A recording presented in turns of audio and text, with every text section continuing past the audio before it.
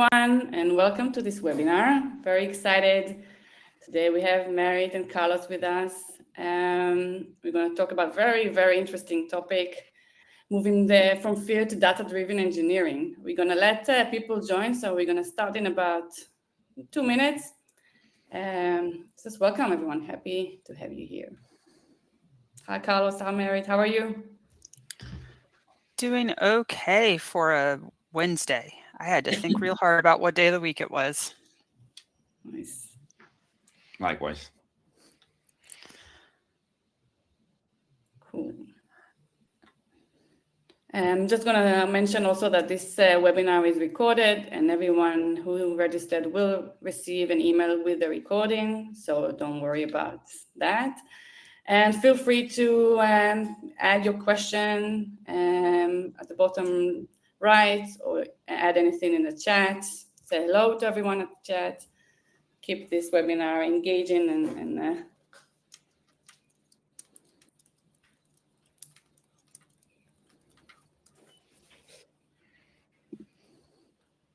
Yeah, absolutely looking forward to this. It's always nice to talk about some of my pet peeves and favorite topics, and better get to do it with other people who live in that world. Likewise. I like your choice of words, pet peeves. That's those are fun always to talk about. Yeah. It's probably not truly a pet peeve, this topic, but it is a kind of that passion area of the things that I run into so frequently, just taking many different forms. Oh yeah. I'm trying to think, somebody in the audience is probably going to be really mad that I can't remember this word, but there was the creatures in Harry Potter that changed how they presented based off of what you were most afraid of. And sometimes I feel like that's some of the FinOps decisions. The Dementors.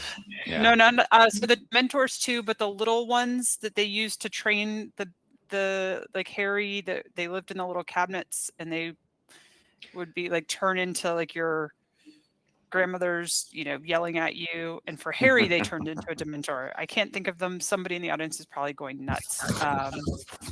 Most likely, yeah.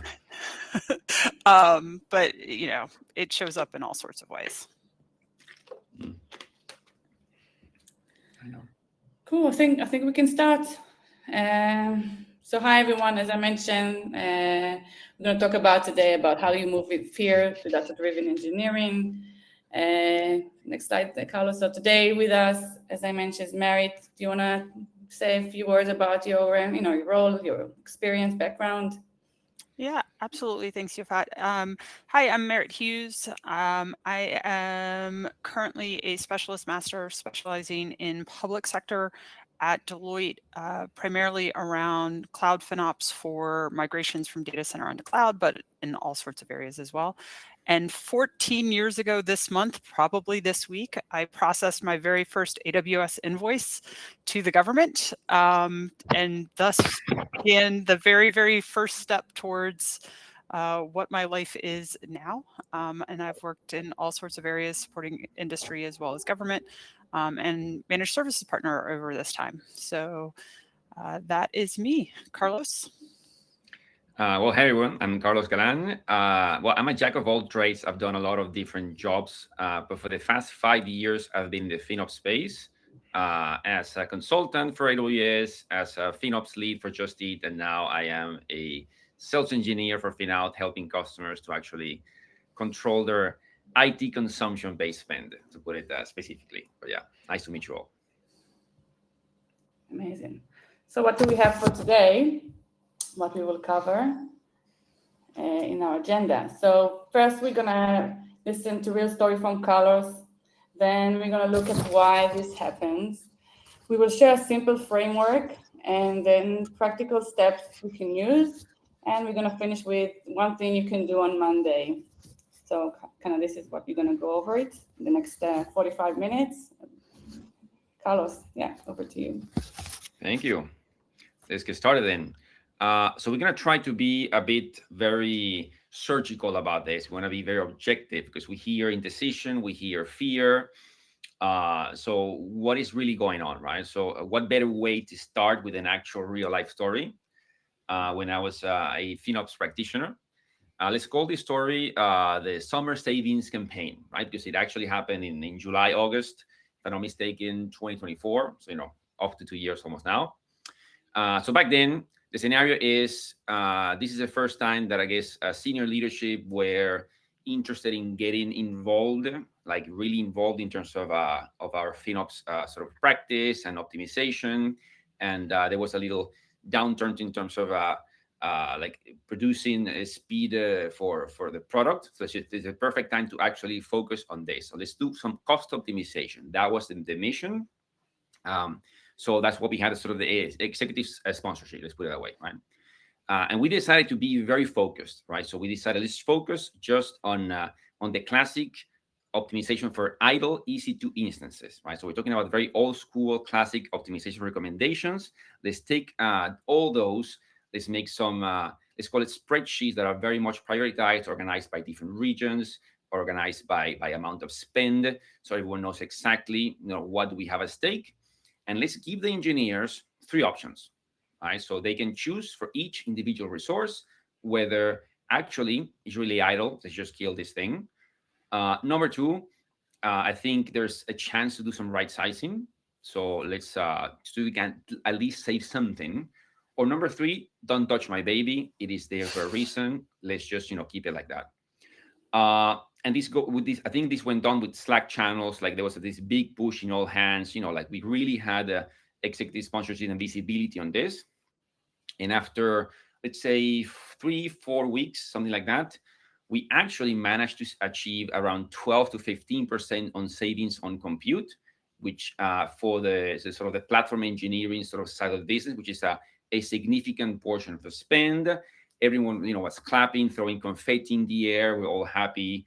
All these kudos on Slack, of course. So we did a good job. Well done. So now I have a question for you, Marit. So this is going to be like a game show, okay? Okay. Right. So I'm going to give you three options of what do you think happened 2 months after this, okay? So, Okay. right, you ready? I'm ready. Okay, amazing. Let's go. So option number one, actually the engineers after this exercise, they actually understood how to do optimization and they thought, what, this makes a lot of sense. So let's do more of this. So we're going to achieve a further 10% savings 2 months down the line, right? Option one. Okay. Option, right? Okay. Option two, engineers are actually, hey, we are back to product velocity. We did our good deed for the year. They should be happy with this. Let's just keep it like that. And the spend remains flat. All happy days. No one's going to remember, right? It's not bad. Or option three, which is no one is watching anymore. So I'm going to turn on my stuffy again because I don't want to get a call at 2 in the morning. What do you think happened? As much as I would love the answer to be the first option, and as much as I would accept the second option, past experience across multiple projects tells me that the likely answer is number three. Although I don't think they probably turned it on to be like, ooh, I just want to turn it on. I think they probably had a combination of just creating new things and forgetting to turn them off, as well as some, I don't like that I had to downgrade this from a 4XL to a 2XL. So I'm just going to put it right back to a 4XL and hope nobody notices.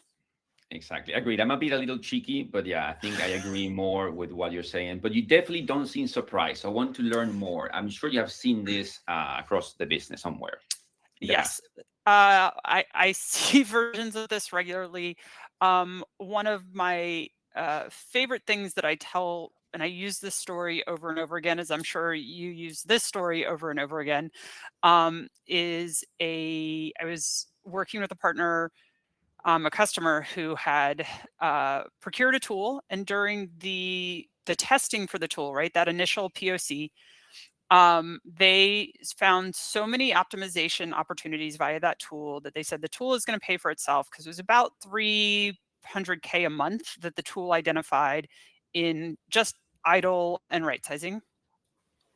And about I don't know, 3 or 4 months later, I was actually preparing to go give a talk, and I wanted to use them as like my great example of, hey, look at, they identified these things, this is what they did. And I actually found that their amount of waste had gone up from 300,000-ish a month to closer to 400,000 a month. Because all of the here's your list of things to optimize does not actually convert into action. And there's a whole host of reasons why it doesn't, and some of those we'll be talking through today. But the other place I see it a lot is in backups. So we've been talking about compute in both of our examples. And I think I'll be talking about backups again later. But boy, do people love to have extra backups of things. Particularly since I do work in government, where we have lots of laws about how long we have, and they are laws about how long we have to keep backups, and people not distinguishing between the type of backup, right? App layer versus AMI and all of those things. So it shows up in all sorts of ways.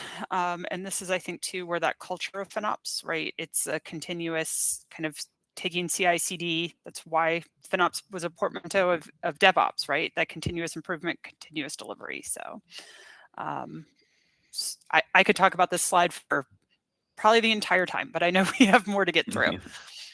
Absolutely. No, yeah, definitely. So yeah, it's something common. It's something that we see.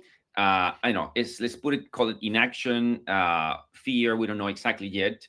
And to be fair, we have been trying to diagnose this for a long time, right? So if you have been, right? So if you have been for a long time in the FinOps space, I know you have, Marit. You may recognize this particular graph from the State of the FinOps report from the FinOps Foundation, year 2022, right? So they call these are the main challenges that practitioners having. And as you can see, the first one, right? Number one, big orange box in the upper left corner is titled Getting Engineers to Take Action on Cost Optimization, right? Yep. There's an acknowledgement there, like, hey, someone is not doing their job. That's what it sounds like, not to me. Yeah, this used to make me really frustrated, because actually getting engineers to take action was kind of the number one for several years in a row. And it borderline infuriated me on behalf of engineers, because a lot of times engineers aren't in charge of their own priorities and their own sprints. So just a little bit of defensiveness, because I think a lot of times engineers are just like, I have a whole backlog to get through. This is not key priority. But also it really doesn't address that what finance might think is engineer is just ignoring this request. That sometimes the engineers have some valid concerns, or sometimes some invalid concerns, but they have to factor a lot of things into what that dashboard of optimization opportunities really means when push comes to shove. Yeah, exactly. Yeah. And in years after this, they try to soften, I think, the term. They call it encouraging engineers to be, but still they're really banging at the poor engineers, honestly. Yeah, absolutely. Until, now we have 2026, right? So you look at the State of the FinOps 2026 report, and we're looking, instead of challenges, we call it priorities, which I think I like better the term. Absolutely. And I like much better what I see here, because what you see here, I mean, look at the first one, like workload optimization and waste reduction. So it seems that we're talking about the same thing, right? Absolutely. And if on the 22 slide, those were kind of separated, right? So there was an optimization and waste reduction, but it was separate from getting the engineers to prioritize. And here, really combining that it is, we talk a lot in the FinOps Foundation and industry about the importance of the culture.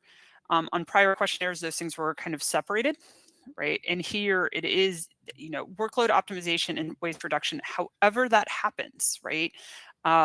Is that priority, but that's also why we see it jump to well over 40%. Also going to suspect that some AI optimization, and those increasing costs probably are also driving that workload optimization push as well. For sure, definitely. But I think what I like about this definitely is the fact that we're focusing on the problem, right? So the problem is there, Absolutely. but now we're removing the sort of the blame of the poor engineer. Maybe not so poor, maybe poor, we don't know, but let's just try to Yeah, keep super objective, like this is the problem, right? Which is I like absolutely. priorities. Amazing. So being said that, the question is, let's try to be super surgical again, right? So we've seen in the example before, we're prioritizing this thing, right? So it is important, it is top of the line for the practitioners, but why is it still not happening, right? Or why is it not happening as much as we would like it to happen? So we can try to be, let's say, like, again, super objective. I am naive. I have never been on the FinOps space. So I'm going to try to diagnose this as a doctor. And I come here and I say, hey, option one, assuming, of course, that the engineers, they need to do the work because they own the workloads, they have access to them, and they are responsible for delivering value, which is why we're using the cloud. Assuming that, let's assume, for example, number one, hey, these guys, they don't know, right? So they don't know, right? They don't have visibility into cost impact or ownership or what actually fixing entails. Yeah. Yeah, absolutely. And that comes in a lot of ways, right? Particularly if the engineer in charge now has no idea what the engineer 3 years ago who built the system was thinking or doing.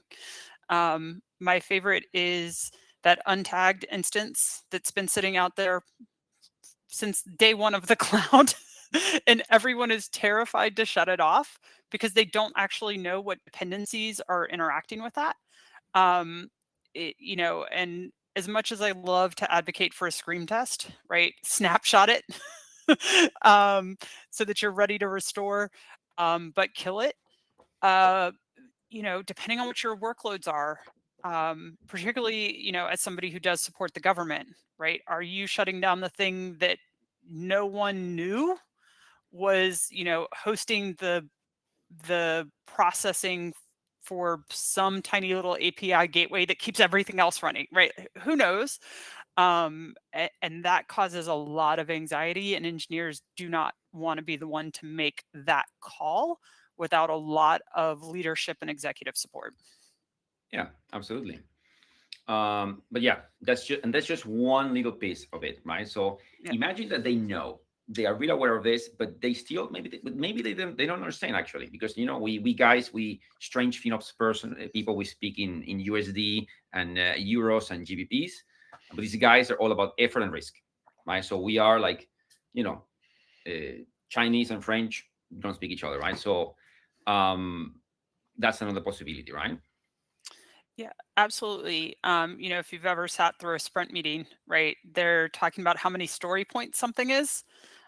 Those story points do not have a dollar value associated in stand up. I'm sure engineering leadership somewhere has a dollar value attached to those.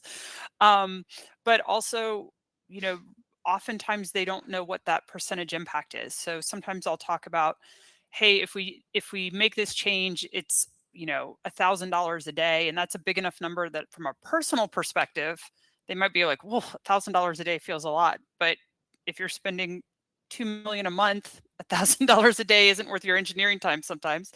On other projects, that could be a huge percentage of your bill. But they don't even have that. What is that total bill, right? So this particular change could make a 10% change in the amount that we're paying, but also then what does that dollar mean elsewise? So how does it come over to them to like what is their what's the trade-off for them in terms of, if we do this, what does engineering get out of it? Finance gets to save money, right? But what does engineering get out of it relative to those story points and all of the other things that they have to do? Exactly. Yeah, it's a valid point. And so far, I think we have spoken about giving the benefit of the doubt to the engineers. But what about if maybe not? Maybe they know, they understand, but they don't care, right? So Yep. right, so that could also be an option. You have KPIs that are actually, if the KPIs that you have, they don't measure the efficiency, then optimizing for it is just something that disappears, no one sees, and why would I care, right? Yeah, absolutely. Right. If they're measured off of product shipped, feature shipped, if they're measured off of lines of code written, if they're measured off of, trouble tickets closed, whatever type of engineer they are, right?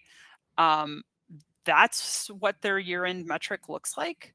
And I think for us as FinOps practitioners, like how can we help convert what they do for FinOps into something measurable that they can then report as part of their year end. Yeah, But until that's there, them saying this is not a priority because it's not how I'm measured, it's a valid response. It's not an ideal response, but it for sure is a valid one that their engineering management may be directing them to do as well. exactly. Yeah, and to be fair, I've seen in the past that I mean, we tried in the past that we're trying to sort of build a culture with FinOps, slowly getting some results here and there. But until the moment that we actually got an official OKR Yep. within the division that was called cost, just that simple word, cost. From that moment on, it's incredible the amount of people that started coming on in all hands saying, "Oh, we managed to do this. We managed to save this much. We did this, and we managed to save this much." I'm not saying that whatever they're doing was right because a lot of them Yep. was not, right? That is always the risk, right? Mm. But I was like, okay, I'm liking at least, there's some spirit here that you actually, which is the positive thing to take out of this at least, yeah? Yeah, for sure. I do have one example before we move on to our last one where I had been advocating for implementing scheduling during a migration. We were 18 months from go live. Absolutely zero environments needed to be on 24/7, even quote unquote prod. And I was having a hard time getting traction. And we close for the holidays between Christmas and New Year's. And I was like, please, for the love of all, just stop it while you're on holidays, please. And we came back and we had an over 30% reduction in our daily cost just from stopping EC2 for 10 days. And I sent that out and it was right when everybody's reviews were due. Your self review for the annual, and all of a sudden a bunch of engineers had something to put in to their year-end statements that was a little bit more than like I did things right. Especially during a migration, right, where you can't talk about the thing shipped, you went go live, you resolve these production outages. So giving them something tangible, it actually really was that big shift on culture to from the engineering side because it got shared so widely that it really did build this, oh, like when we do these things, it makes a real difference versus Right. eh, like, sure, it made Merit stop yelling at us, but, let's get there, right? So I think how you communicate as a FinOps team and as a FinOps practitioner to all of your stakeholders can help overcome some of that. They don't care, but it's not going to help overcome that's not how they're measured. And so that's where you've got to work with your team to figure out how to change that measurement, whether it's OKRs, and then how do you balance those OKRs to get the desired behavior versus gamification of the wrong thing to achieve that. That's right. Completely, 100% agree there. Yeah. Okay. But so far, imagine now that these guys, they know, they understand, they care. This is what we want to have them. Great. But they don't want any sort of trouble, right? Yeah. So imagine that saying yes, actually without context, is that without any sort of guaranteed upside, without any lights at the end of the tunnel, like why would I go there, right? That's sort of a like we put here, the sort of this 2 a.m. pager that we all dread, that we have sweat, that we have had nightmares about being called because something doesn't work. I had that call in the past, so I know it's not very nice. So, and this is where I want to pick your brains because I think this is an interesting one. So, what can you tell us about this, Marit? Have you seen this in the context? Like, Yeah, absolutely. mm, So remember, at this point in my career, almost all of my clients are government. right, So they are hosting citizen critical workloads. They are hosting, for those of you who might be joining from outside of the US, this is probably a horrifying concept to you, but they're hosting the systems for registering for our own healthcare that we have to pay for personally, right? They're hosting our Medicaid and Medicare, which is our kind of support for our citizens who are lower income for either financial support or medical support. And if those systems go down, you are impacting a large swath of the US residents, right? And so as a result, they are not risk tolerant at all to those changes where you might say, hey, you know, this is only hitting 48 to 50%. I think we can go down a little bit. And they'll just say, no, we can't take the risk of a lag at if we ever hit 80%, just can't take it because we have really tight SLAs. And so we have, I experience, so across various states and federal, that they really aren't willing to downsize because the potential risks are too high and they would rather pay more to never have a citizen lose access to those services. This also includes things like our Veterans Administration, so how all of our veterans get care, you know, CDC during COVID, all of those things, right? NIH as well. So some workloads they'll let go higher, but some of those citizen-facing ones, right? No engineer wants it, and honestly, no executive leadership wants it. They would rather pay more to not get the 2 a.m. phone call or the 8 a.m. phone call or the 2 p.m. phone call, right? They want it to stay up regardless. That's right. That's right. Okay. So it just, I mean, by looking at this, it just seems that there's so many things pulling in one direction, right?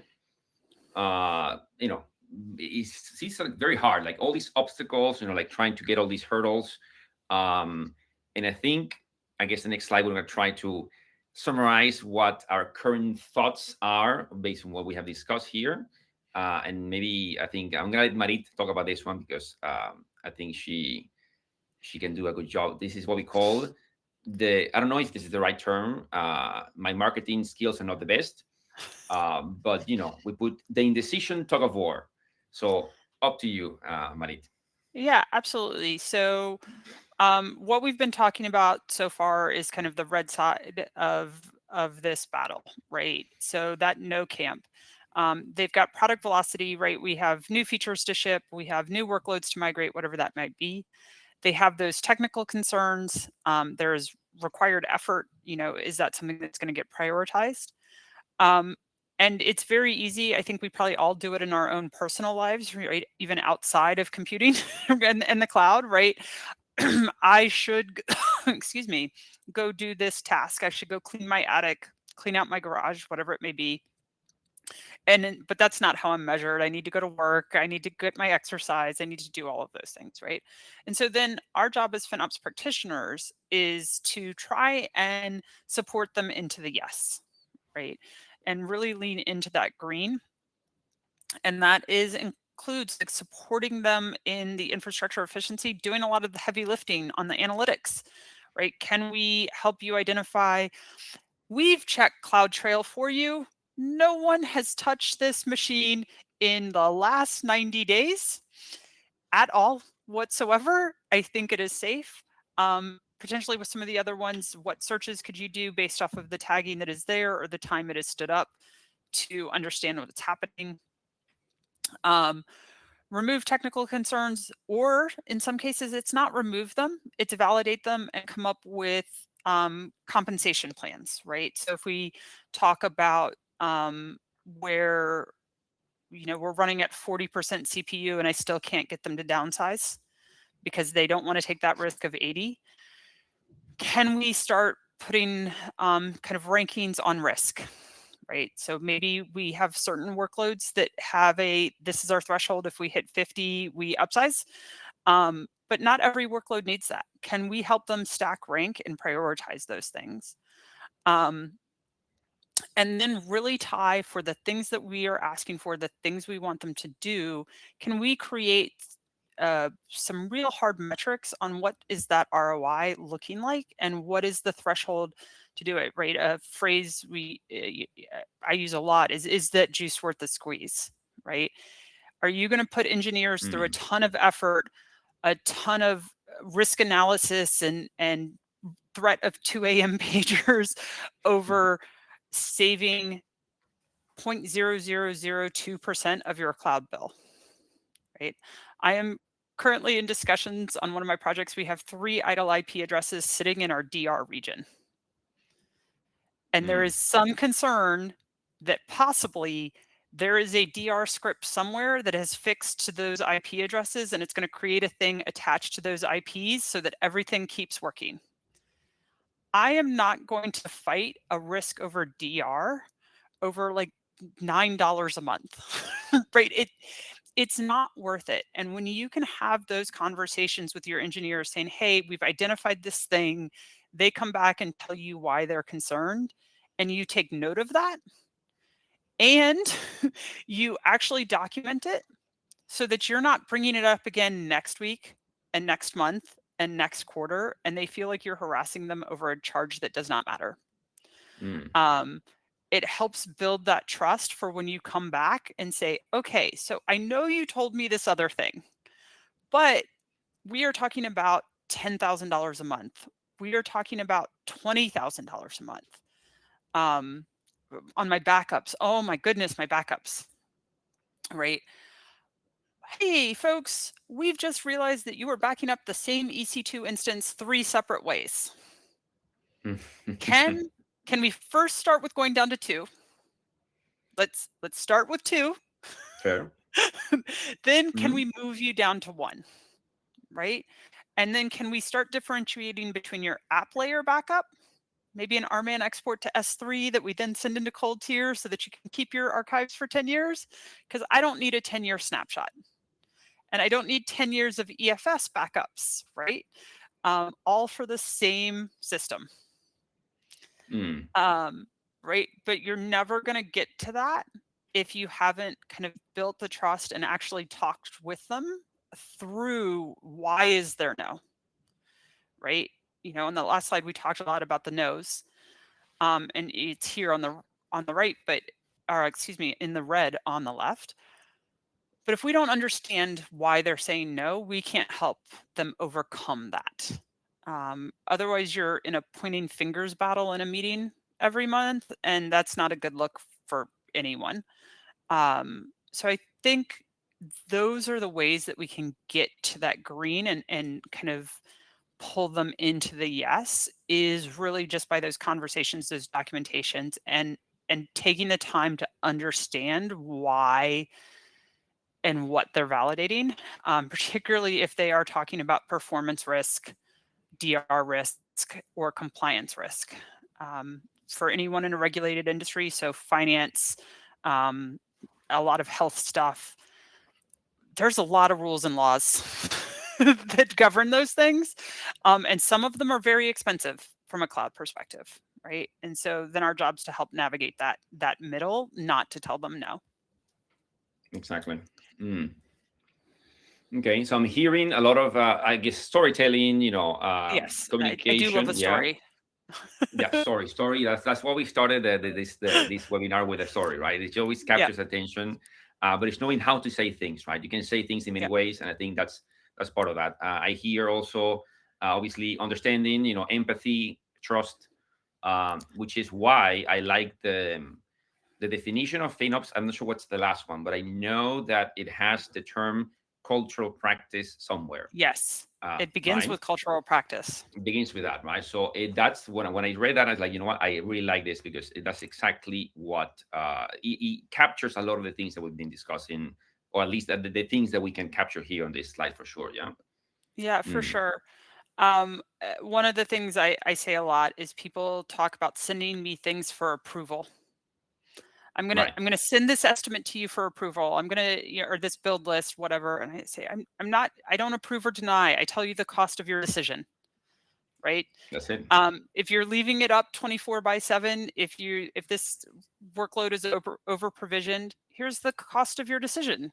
and here's how that goes up against our budget. If, everyone's on board with that and we have the money, I, I don't tell you no, I don't tell you yes. And I think that that is something that um, helps make a successful FinOps team is Mm, really that idea that you are there to support and help govern and uh, herd the cats, as it were. But we're not here to tell engineering no. We're not here to tell products no. We're here to tell them how to get what they want for as few dollars as possible without sacrificing performance, reliability, or compliance. yeah, and I don't think we want to tell them no, because the moment we tell them no, we are out of the picture for sure. Oh, absolutely. You are never included in another meeting or email again. That's it. That's it. Yeah, amazing. Well, that was very insightful. So what I'm going to do now, I'm going to take this. Obviously, we have slides for these things. I absolutely love Yes. this thing. So let's talk about this thing here, which is, we're all, so if gravity, what we saw before, is that thing that is pulling down engineers, all these things. So, FinOps seems to be the opposite thing, right? So let's use this moment in the, we're still in awe of this Artemis 2 going back Yes. and right to the moon and back, and use that term escape velocity, right? Which is exactly the thing that made sure that the rocket got out of the Earth. And by the way, I think the real number of that escape velocity was, I think it was 11 kilometers per second, which is insane. uh, it sounds like for us, like for FinOps, do we have to have 11? Do we need to go at 11 kilometers per second? I don't know if that's the same thing, but what we need to know is that we need to do a lot of things, I guess, right? So, and I think this kind of captures what Marit was saying before. I'm going to try to address, if you remember those four hypotheses that we had before, Yep. this tries to, hey, let's just address them back again. For the first one, for example, if you say, if the engineers don't know, let's just provide them visibility. This is the easy one, right? Let's just, where do I focus? Can we give them, a little bit of prioritization? And very important, when I said before that engineers were all excited with the OKR and they started providing sort of statements around what they achieved. Yes. They achieved that without any sort of evidence, which is what was causing me some sort of heart attack at the moment. I can see that. So, Ryan, I was, very stressed. So providing them at least a dashboard, just a dashboard that you can look at, the same way that all these NASA folks were looking at, these 10,000 dashboards to make sure that the rocket went and came back. Same thing, not just seeing something, they can actually know what is important and what they should be looking at, right? Yeah, for sure. That prioritization is key. Oftentimes we throw a bunch of data in front of people, and they didn't aggregate it. It's not presented in the way that they think about it.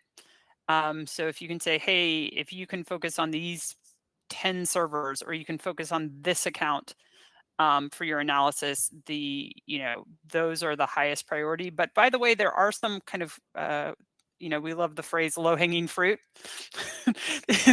These are probably your quickest options, even if they're not your biggest impact, right? So that they can almost choose based off of how much time they have. Oh, I can go clean this up in 15 minutes. Is that nice little, I don't want to start my next project filler, right?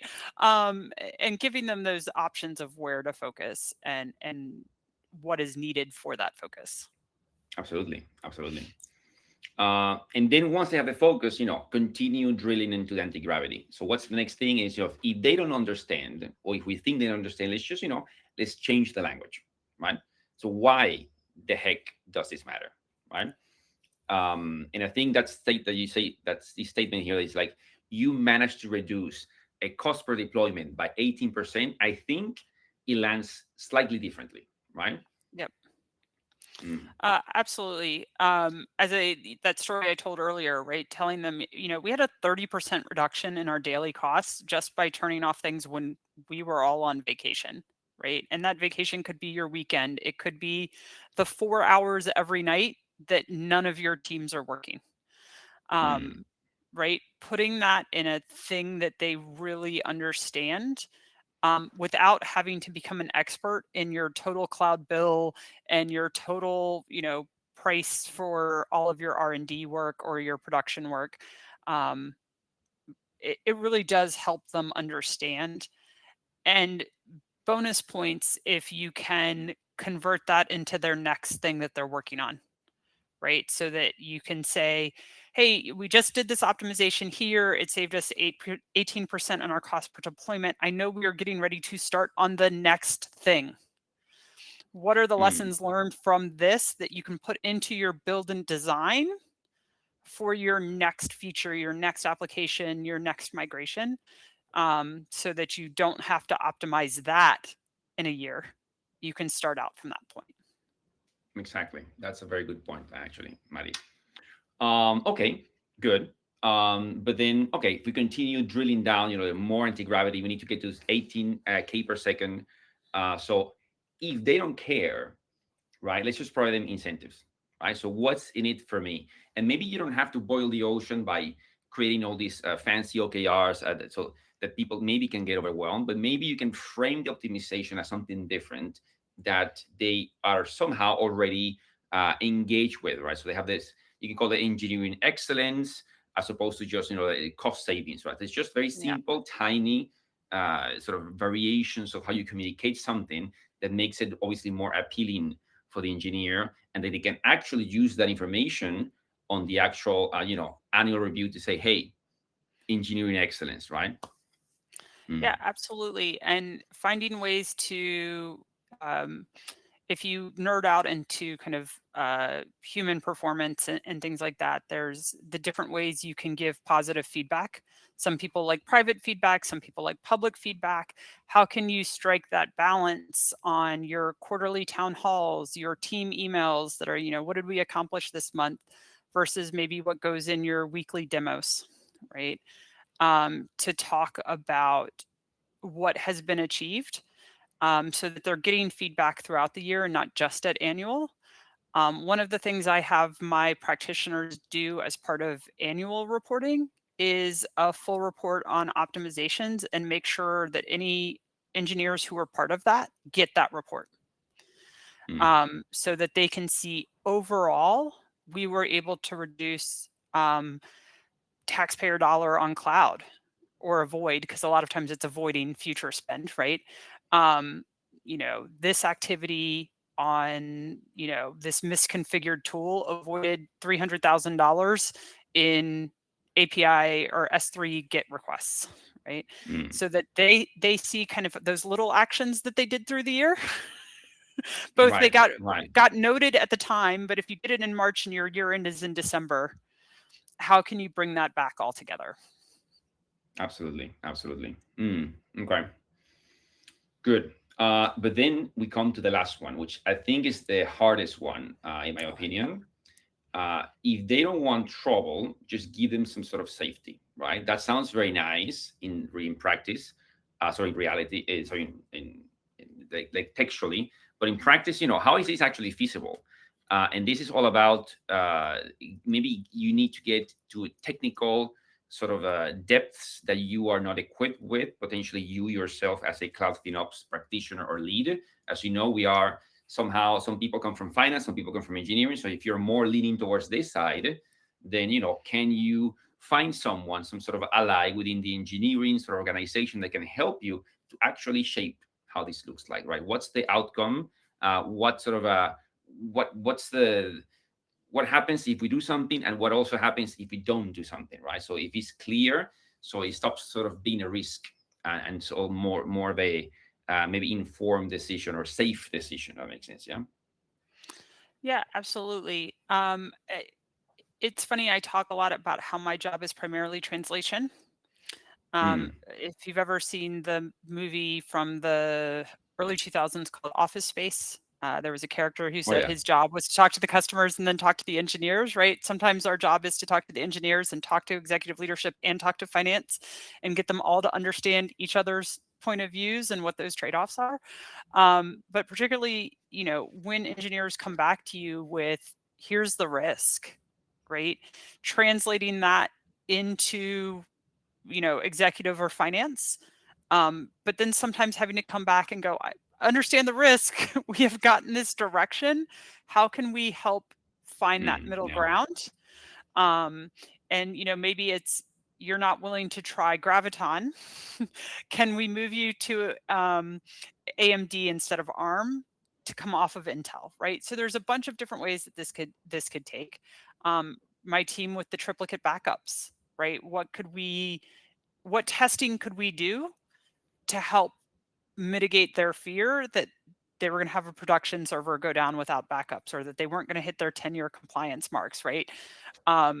Helping them navigate that and documenting that, because most engineers are very good about thinking about their problem set, but they don't spend their time in the other half, right? Just like I don't spend my time writing code, so like I can't help you troubleshoot your code really.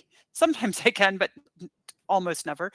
And how can we help bring all of those together so that we can make an informed, data-driven decision? Ideally, yeah, exactly. I totally agree with you. Okay. Hopefully it's clear, and we are running almost out of time. So I'm going to go into this slide here, which is the key takeaways. And I'm going to do some rapid shoot firing with Marit. So we can go one each to finalize today's webinar. So to get clear, what are the things that we're going to take out of this talk today? You want to start? Okay, so yeah, key one is gravity, aka those no's, is the bottleneck, not the data itself. Dashboards just provide information. People are the ones that make actions based off of that data. So really pushing them forward on that. Absolutely. And remember, number 2, escape velocity. FinOps job is the actual anti-gravity that we need to get those engineers back to where we want them to collaborate with. And then the next this idea of one team workload at a time is one way to get started, right? So obviously you don't have to be overwhelmed with all those different ideas. It's just to choose something in particular, maybe with an ally, maybe something that a workload that has enough spend that is visible, that can cause an impact, and something that is quick impact, right? That's number 2 for you. Marie, number 3. Yeah, absolutely. Incentives must speak to engineering and the things that matter and what you're asking of them. So really focus on that drive for efficiency versus blame. A lot of things that engineers get blamed for were decisions that were passed on to them back at the beginning, or no one gave an opinion, so the engineer made the one that looked like the last one they made. So speak to them in the things that they can control and the outcomes that are measurable to them. Absolutely. And I guess the last point for us is, we want definitely that number to move, but only when all the work that we need to do within this anti-gravity force helps to actually make that ESCamp stop being a risk by doing all these things that we attacking all these different angles that we've been discussing before. Yeah, and I think that is probably, I think the really key takeaway is a lot of times as FinOps practitioners, we see the risk in the dollars, and the engineers are seeing a lot of risk in the what happens if we downsize, what happens if we turn off, what happens if we schedule this thing to turn off overnight, but now I have a production outage and I need this particular server in my dev environment to be up, and I don't want to wait 20 minutes for all of the connected systems to come back on. And we have to understand that as practitioners and then work with them so that we're not our own worst enemy when something goes wrong, like that 2 a.m. pager. Exactly. That's right. Good way to finish with that sort of a pet peeve, as we were talking about before, right? Yeah, absolutely. Yeah. Amazing. So thank you, guys. Thank you very much. I guess some time for questions potentially. Yeah. Yeah. Oh, thank you very much, Carlos and Marit. I think, again, due to time, I think one thing that I wanted to ask is, and we didn't touch about it, is like how AI and LLM workload changes anything, or what is your perspective in that? I know we haven't mentioned the word AI. And you can't have anything cloud related, or honestly any industry related at this point, without mentioning AI. Yeah. It's a law, I think, universally passed. Agreed. I I don't know. I guess I think spend is spend. AI is something that we are starting to not only use a lot, maybe in the wrong ways, that we're still experimenting, which is triggering obviously enormous amounts of spending AI. That's one thing. So it's there. We're seeing it.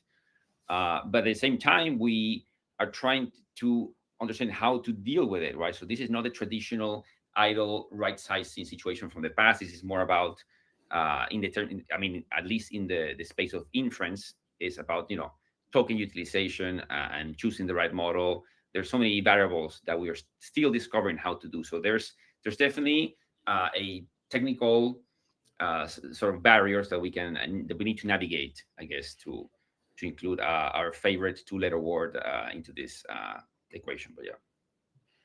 Yeah, absolutely. I think when we are talking with engineers about any sort of optimization or really kind of the decisions they're making and how they impact cloud spend, it's still the same thing, right? How can we help them um, understand the trade-offs of path A versus path B, but I think most importantly, how do we get them to loop us in earlier in that so that we can again be kind of on that shift left, proactively move some of these choices um, to a pre-bill, right, and help them manage and think through that.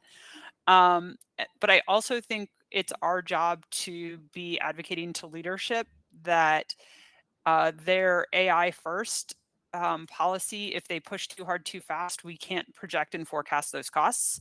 I know that's not really the topic of today, but it is a huge fear. I live in a government world where I can't just shuffle money. So in our personal budget, if you overspend on cloud, um, but in our personal budget, if you overspend on restaurants, you can spend less on entertainment. If you overspend on the grocery store, you can be like, you know what? I don't need that vacation, right? You have room to move it. The space I work in government, a lot of times the money is only for that thing. And you can't shuffle it around, or if you do, it may legitimately require an act of Congress. Um,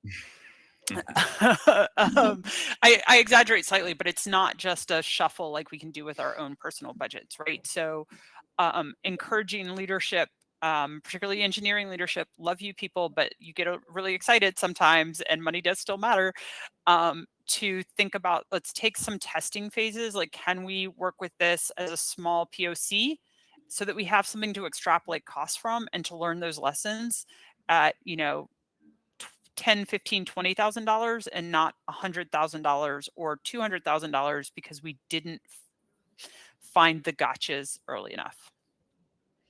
I love it. Amazing. So yeah, I want to say a big thank you for both of you for all the time and very insightful session.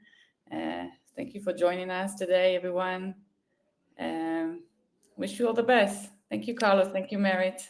Yeah, and I hope to see both Carlos and Yafat, as well as anyone who's attending here at FinOps X here in June.